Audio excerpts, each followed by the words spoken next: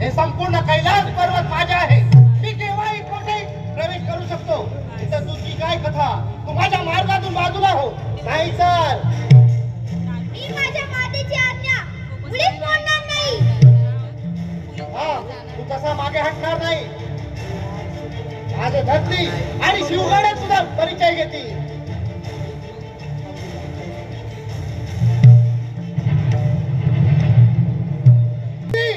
शिवगड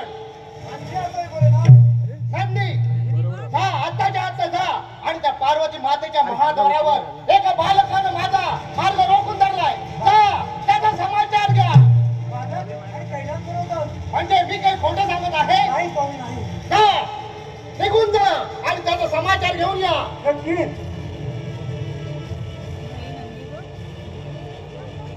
शिवगड हा कैलास पर्वतावर बालक आधुनिक कधी पाहिला नव्हता. आज अचानक पण पाणी बोलते ते सत्य नसेल. आपण जाऊन पाहूया तरी. चला.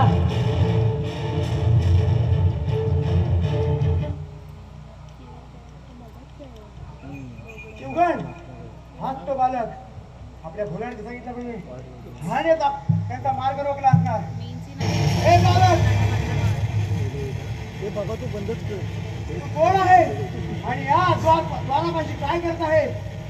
मी पार्वतीपुत्र गणेश आहे. परंतु आपण कोण आहात? हे कसे शक्य आहे? नंदकेश्वर आणि हा शिवगड. शिवगड, पार्वतीपुत्र गणेश नक्कीच हा मायावी दिसत आहे. नक्कीच आपण ह्याचा समाचार घेतला पाहिजे. हे बालका या द्वारापासून बाजूला हो आणि आम्हाला आतमध्ये प्रवेश करण्याचे मार्ग दे. नाही, मी माझ्या मातेची आज्ञा मुळीच मोडणार नाही. तू असं ऐकणार नाही. ज्यावर आता आम्ही स्वारी करतोय.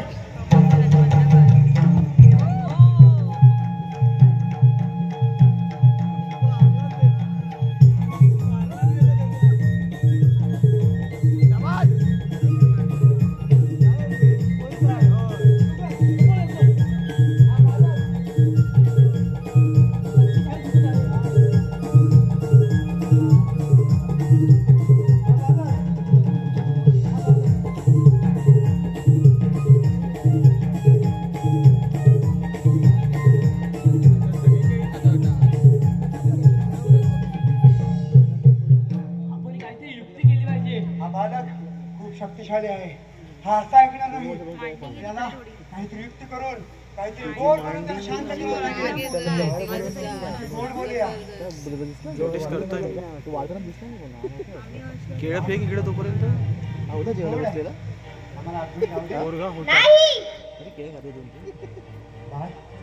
आम्हाला पण खूप भूक लागली. काहीतरी खायला दे. भूक लागली आहे? होय होय. हे घ्या.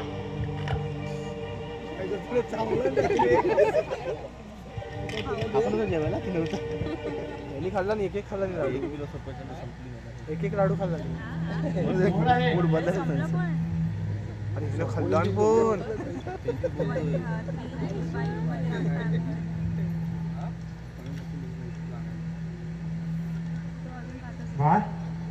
त्या फळाचा रसा पण गोड आहे. पण आमचा मार्ग रोखू नको. नाही, असे माझे फळ खाऊन माझ्याशी गोडगोड बोलून मला विचलित करू नका. नाहीतर माझ्या दंडाने तुमच्या या मस्तकावर जे आहे ना ते मोडून ठेवीन. हा काय म्हणतो बाळक? याची एवढी हिंमत? आपण एकदम दोन्ही बाजूने प्रहार करूया.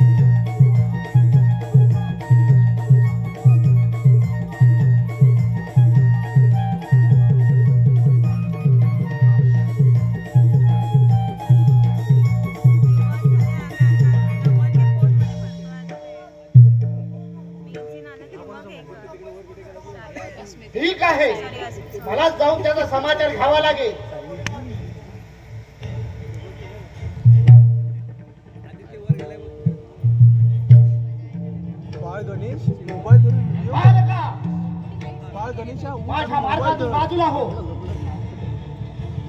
प्रणाम भोलेनाथ. आपण परत येण्याचे कारण? तू तर माझ्या शिवगणाला नंदीला युद्धातून पराजित केलं, तेव्हा तू माझ्या मार्गातून बाजूला हो, नाही तर नाही. मी माझ्या मातेची आज्ञा मुळीच मोडणार नाही. कोण आहे हा उदंड बालक, माझ्या शक्तीला आव्हान देणारा? मूर्ख बालका, हा हट्ट सोड, अहंकार सोड आणि माझ्या मार्गातून बाजूला हो, नाहीतर या माझ्या त्रिशूळाने तुझा शिरच्छेद करावाच लागेल. म्हणे कैलासपती महादेव, माझ्या माती शक्ती काय आहे हे तुम्हाला ठाऊक नाही. मातेची आज्ञा हीच माझी खरी शक्ती आहे. ठीक आहे, मग तुला माझ्या बरोबर युद्ध करावंच लागेल. तुझ्या अंगात हिंमत असेल तर माझ्या बरोबर युद्धाला तयार हो. मी तयार आहे. ठीक आहे, संभाळवान.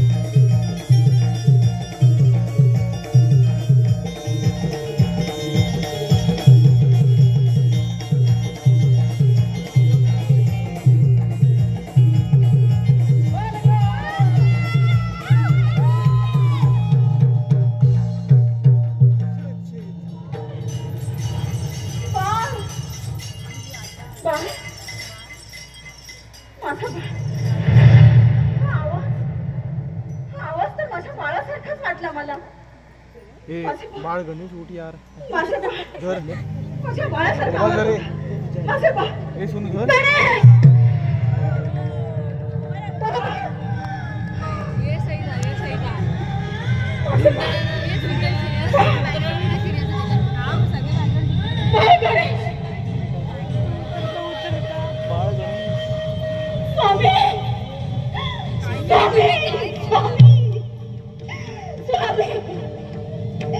स्वामी काय हा प्रकार स्वामी? स्वामी हा प्रकार कोणी केला स्वामी? हे बा, याचा असा वध कोणी केला? सांगा स्वामी, हा माझ्या बाळाचा वध कोणी केला? पार्वती, शोक आवड. मी कैलास पर्वतावरून येत असताना या बालकानं माझा प्रवेश नाकारला. मी त्याला विचारलं, तू कोण आहेस?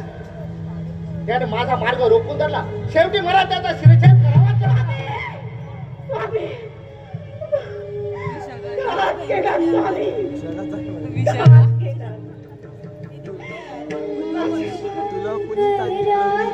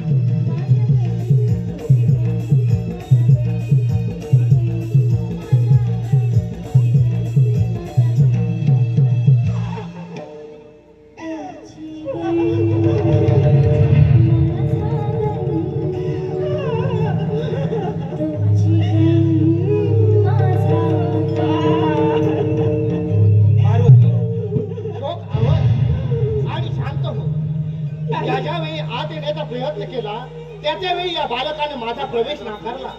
मी त्याला विचारलं, तू कोण आहेस? त्याने मला पार्वती पुत्र गणेश आहे असं सांगितलं. होय स्वामी, हा माझा पुत्र गणेश आहे स्वामी, हा माझा पुत्र गणेश आहे स्वामी. स्वामी, मी माझ्या अंगाच्या मळीपासून त्याचा पुतळा बनवला, त्याला साजिवंत विष्णूंनी केला आणि त्याचा नामकरण विधी म्हणून गौरी पुत्र गणेश असे नाव ठेवले स्वामी. हा माझा पुत्र गणेश आहे. परंतु हे कसं शक्य आहे? आपला पुत्र कार्तिकी असताना आपल्याला पुत्र होणे हे कसं शक्य आहे? गौरी पुत्र दुसरा होणे हे विधिलिखित नसतानाही आपल्याला पुत्र प्राप्ती होणे म्हणजे मी भाग्य समजतो. पार्वती, शोक आवर आणि शांत हो. नाही नाही, मी शांत होणार नाही स्वामी. पार्वती, हे दुःख मी कसे सहन करू तुझा स्वामी? पुत्र गणेशाला मी जिवंत करेन, पण माझ्यावर विश्वास ठेव. स्वामी, माझा पुत्र मला जिवंत हवा आहे स्वामी.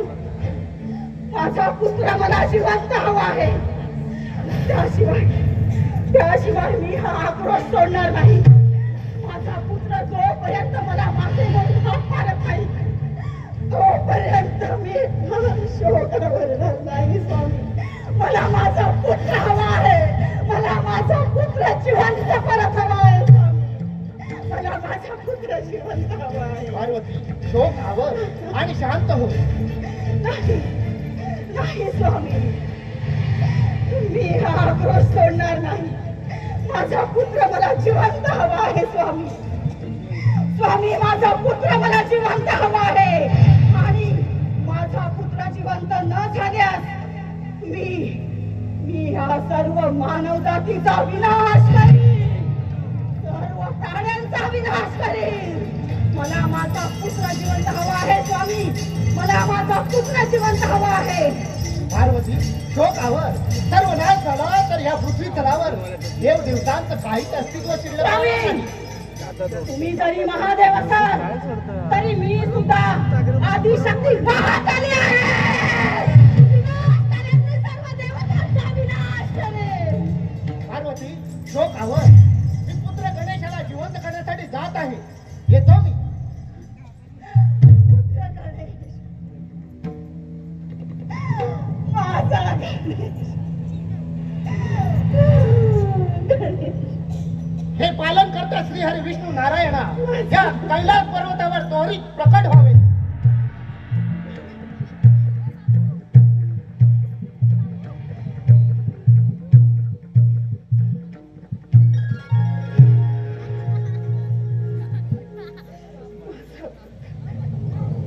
हे देवादिदेव, हे जटाधारी, हे पशुपती, हे सांब सदाशिव, शंभू महादेवा, या श्री हरी विष्णू नारायणाचा विष्णू नारायणा, माझ्या हातून अघोर पाप घडले आहे, तेव्हा तुमचे सहकार्य हवं आहे मला. अघोर पाप आणि तेही तुमच्याकडून कसं शक्य आहे? विष्णू नारायणा, तुम्हाला माहीतच आहे माझ्या या त्रिशूळाने उडालेले शीर हे पुन्हा जिवंत होत नाही आणि त्या पार्वती पुत्र गणेशाचे या त्रिशूलाने शिर उडवलेले आहे आणि पार्वती मातेने आक्रोश केला आहे. संपूर्ण त्रिभुवनाचा विनाश करण्यासाठी ती आक्रोश करत आहे. तेव्हा पार्वती पुत्र जिवंत करणे अनिवार्य आहे. शंभू महादेव, मातेच्या आक्रोशानं तिच्या क्रोधाग्नीनं सारी धरती गलमळू लागले, सृष्टी थरथर कापू लागले, देवादिकांमध्ये भया व वातावरण निर्माण झाले, सारे देव सैरा वैरा पडू लागले. जर का मातेचा कोप अनावर झाला तर या संपूर्ण सृष्टीचा नाश अनिश्चित आहे. पार्वती पुत्र गणेश हा जिवंत करणं आपलं परम कर्तव्य आहे. विष्णू नारायणा, तुम्हाला माहीतच आहे या त्रिशूलाने उडालेले शीर पुन्हा जिवंत होत नाही आणि होणारही नाही. तेव्हा उद्याचा सूर्योदय होण्यापूर्वी तुम्ही या अरण्याच्या दिशेने प्रस्थान करावे आणि ज्या कोणत्याही प्राण्याच्या बालकाचे दर्शन होईल त्या बालकाचे मस्तक तुमच्या या सुदर्शन चक्राने बघून आणा. परंतु एक लक्षात असू द्या, त्या बालकाचे मुख आपल्या आईच्या